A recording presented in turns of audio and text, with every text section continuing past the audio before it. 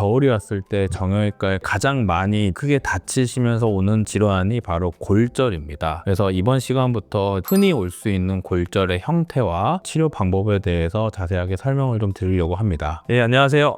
저는 마디세상병원에서 근무하고 있는 정형외과 전문의 신지수입니다. 이번 시간에는 먼저 어깨 쪽에서 발생할 수 있는 골절에 대해서 간단하게 설명을 좀 드리려고 합니다. 먼저 골절에 대한 정의를 내려봐야 될 것 같은데요. 골절이라는 것은 외력에 의해서 뼈의 연속성이 완전 또는 불완전하게 소실된 상태를 말합니다. 그림과 같이 엑스레이를 봤을 때 뼈의 연속성이 소실되는 것을 확인할 수가 있는데 이런 것을 보통 골절이라고 합니다. 환자분들이 많이 오해하시거나 헷갈리는 부분이 있는 게 있는데요. 뼈가 부러진 것과 금이 간 것, 이 두 개가 다르다고 생각하시는 분들이 많은 것 같아요. 하지만 사실 정형외과 의사 입장에서는 금이 간 것도 역시 골절된 상태라고 보는 거고, 금이 간 게 골절보다 더 좋은 상태이거나 덜 손상된 상태가 아닌 것을 꼭 알고 계셨으면 좋겠습니다. 어깨 관절을 구성하는 뼈에 대해서 알아보도록 하겠습니다. 어깨 관절을 이루는 뼈는 총 3가지로 구성이 되어 있는데요. 어깨뼈, 그 다음에 상완골, 쇄골, 이렇게 3가지 뼈로 구성이 되어 있는데요. 이 중에서 가장 많은 빈도로 골절이 이루어진 뼈는 상완골로 알려져 있습니다. 특히 상완골의 근위부, 우리가 흔히 이제 어깨에 가까운 부분을 말하는데 근위부에서 골절이 가장 많이 이루어지는 것으로 보여 있고, 전체 골절의 4에서